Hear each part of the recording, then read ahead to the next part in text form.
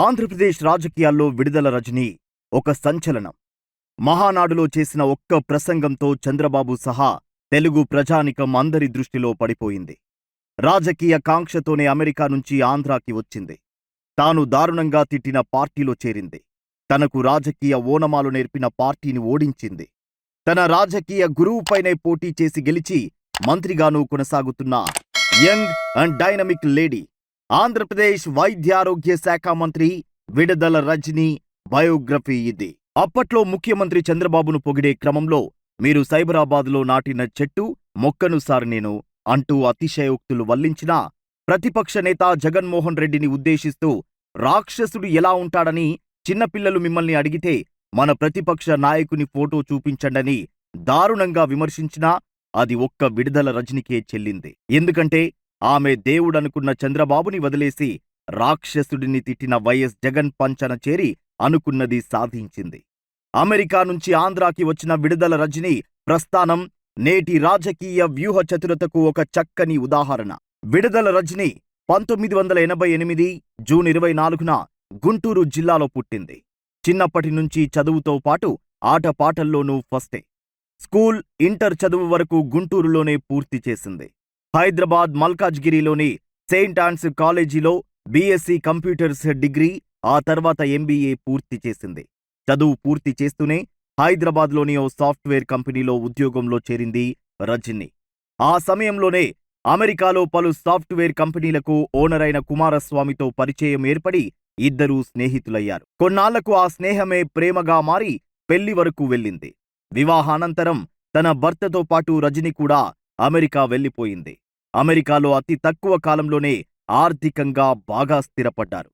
San ఫ్రాన్సిస్కోలో ఉంటూ software multinational company process weaver company ఏర్పాటు చేసి కొన్నాళ్లపాటు డైరెక్టర్గా, బోర్డు మెంబర్గా పనిచేసింది. అక్కడ తన భర్త కుమారస్వామికి ఉన్న సాఫ్ట్వేర్ కంపెనీలలో కీలక పొజిషన్లో బాధ్యతలు నిర్వర్తించింది రజని. తమ సాఫ్ట్వేర్ కంపెనీలు వేల కోట్ల టర్నోవర్ సాధించడంలో రజని తోడ్పాటు, శ్రమ కూడా ఉంది. అయితే 2014 వరకు రజని జీవితంలో ఉద్యోగం, వివాహం, కంపెనీల బాధ్యత, ఇద్దరు పిల్లల తల్లిగా కుటుంబ బాధ్యత అంతే. 2014 నుంచి రజని తన జీవితంలో, తన ఆలోచన సరళిలో అనేక మార్పులను గమనించింది. తనకు సొంత దేశానికి వెళ్లిపోవాలనిపించింది. పుట్టి పెరిగిన ప్రాంతానికి ఏదైనా చేయాలనిపించింది. అదే విషయం భర్తతో చర్చించి ఇండియాకి తిరిగొచ్చింది. ఆ తర్వాతే రజని అసలు కార్యాచరణ మొదలైంది. ఆచరించింది, అమలు చేసింది, మంత్రి అయ్యింది. ఇండియాకు వచ్చిన వెంటనే చిలకలూరిపేట కేంద్రంగా వీఆర్ ఫౌండేషన్ స్థాపించి అవసరమైన అన్ని వర్గాల ప్రజలకు సేవా కార్యక్రమాలు ప్రారంభించింది రజని. తానొక ఎన్ఆర్ఐ, పైగా సాఫ్ట్వేర్, ఇక చెప్పేదేముంది. తన సేవా కార్యక్రమాలకు మంచి పబ్లిసిటీ సంపాదించుకోగలిగింది. తక్కువ సమయంలోనే తన పేరు నియోజకవర్గం స్థాయిలో వినబడేలా చేయగలిగింది. ఆ క్రమంలోనే అప్పటి మంత్రి, చిలకలూరిపేట నియోజకవర్గం ఇన్ఛార్జి ప్రత్తిపాటి పుల్లారావుతో పరిచయం ఏర్పడింది. ఆ పరిచయంతోనే రజని లైఫ్ రాజకీయంగా టర్న్ అయింది. అయితే రజని తెలివి, సేవాగుణం, వాక్చాతుర్యం నచ్చడంతో తెలుగుదేశం కార్యక్రమాల్లో పాలు పంచుకునే అవకాశం కల్పించాడు పుల్లారావు. సహజంగానే ఎన్ఆర్ఐలు తెలుగుదేశం పార్టీకి అనుకూలంగా ప్రచారం చేయడం కలిసొస్తుందని భావించిన పుల్లారావు ఆ విషయంలో దూసుకుపోతున్న రజనీని రాజకీయంగానూ ప్రోత్సహించాలనుకున్నాడు. తన శిష్యురాలి లెవెల్లో నిలబెట్టాడు. రజనీ కూడా అనేకసార్లు తన రాజకీయ గురువు పుల్లారావు అని చెప్పుకున్నది. ఈ క్రమంలోనే 2017లో జరిగిన మహానాడులో పుల్లారావు ద్వారా రజనీకి మాట్లాడే అవకాశం వచ్చింది. ఆ మీటింగ్లోనే తాను చంద్రబాబు నాటిన మొక్కనని, ఆయన కట్టిన హైటెక్ సిటీలో ఉద్యోగం చేసి అక్కడి నుంచి అమెరికా వెళ్లి ఈ స్థాయికి వచ్చానని చెప్పుకున్న ప్రసంగం సోషల్ మీడియాలో ఫుల్ వైరల్ అయింది. ప్రతిపక్ష నేతగా ఉన్న జగన్మోహన్ రెడ్డిని రాక్షసుడితో పోల్చుతూ దారుణంగా విమర్శించడం కూడా వైరల్ అయింది. అలా ఒకే ఒక్క ప్రసంగం ద్వారా చంద్రబాబు దృష్టిలో, వైఎస్ జగన్ దృష్టిలో, సోషల్ మీడియా ద్వారా ప్రజల దృష్టిలో పడి ఏకకాలంలో ఫేమస్ అయింది విడుదల రజని. అప్పటికే ఒక ప్రణాళికతో ఉన్న రజని 2019 ఎన్నికల్లో చిలకలూరిపేట టికెట్ను ఆశిస్తున్నట్టు పార్టీకి చెప్పింది. తనకు రాజకీయంగా ఎదగాలని ఉందంటూ తన అభిలాషను అధిష్టానం ముందు ఉంచింది. ఆ సంఘటనతో పుల్లారావు షాక్ తిన్నారు. అప్పటికే చిలకలూరిపేట నియోజకవర్గం ఇన్ఛార్జిగాను, టీడీపీ క్యాబినెట్లో మంత్రిగానూ ఉన్నారు పుల్లారావు. తాను ఉన్నానని తెలిసి కూడా టికెట్ ఆశించడమేంటని ఆవేశపడ్డారు.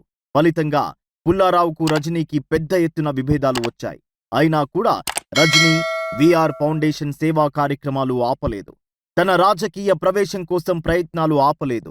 ఇక టీడీపీలో ఎమ్మెల్యే సీటు లభించడం కష్టమని భావించిన రజనీ ఎవరిని సంప్రదించిందో ఏమో, ఏ పావులు కదిపిందో ఏమో, ఏ వ్యూహం రచించిందో ఏమో 2018 ఆగస్టు 24న తాను రాక్షసుడు అని తిట్టిన వైఎస్ఆర్ కాంగ్రెస్ పార్టీ అధినేత జగన్ సమక్షంలోనే వైసీపీలో చేరి రాజకీయ ప్రకంపనలు సృష్టించింది. 2019 ఎన్నికలు రానే వచ్చాయి. చిలకలూరిపేట వైసీపీ ఎమ్మెల్యే అభ్యర్థిగా విడుదల రజనీకి టికెట్ దక్కింది. తన రాజకీయ గురువు అని చెప్పుకున్న ప్రత్తిపాటి పుల్లారావుపైనే పోటీకి దిగింది. ఎలాంటి భేషజాలు ప్రదర్శించకుండా నిక్కచ్చిగా ప్రత్తిపాటి పుల్లారావు కుటుంబం చేసిన అవినీతి భాగోతాలను బయటపెట్టి ప్రచారంలో పైచేయి సాధించి 8,000కు పైగా ఓట్ల మెజారిటీతో గెలిచి సంచలనం సృష్టించింది. అదొక్కటే కాదు, ఆ నియోజకవర్గంలో తొలిసారి ఒక బీసీ మహిళ గెలవడం కూడా ఒక చరిత్ర. అనంతరం జరిగిన పరిణామాలతో వైసీపీలో సజ్జల రామకృష్ణారెడ్డి ఆశీర్వాదంతో 2022 ఏప్రిల్లో జరిగిన మంత్రివర్గ పునర్వ్యవస్థీకరణలో భాగంగా వైఎస్ జగన్మోహన్ రెడ్డి మంత్రివర్గంలో రజనీ కీలకమైన వైద్యారోగ్య శాఖ మంత్రిగా అవకాశం దక్కించుకుంది. చిన్న వయస్సులోనే పెద్ద శాఖకు మంత్రిగా వ్యవహరిస్తున్న రజనీ ప్రభుత్వ ఆస్పత్రుల పనితీరును మెరుగుపరిచింది. మెరుగైన వైద్యం అందించడంలో విజయవంతమైంది.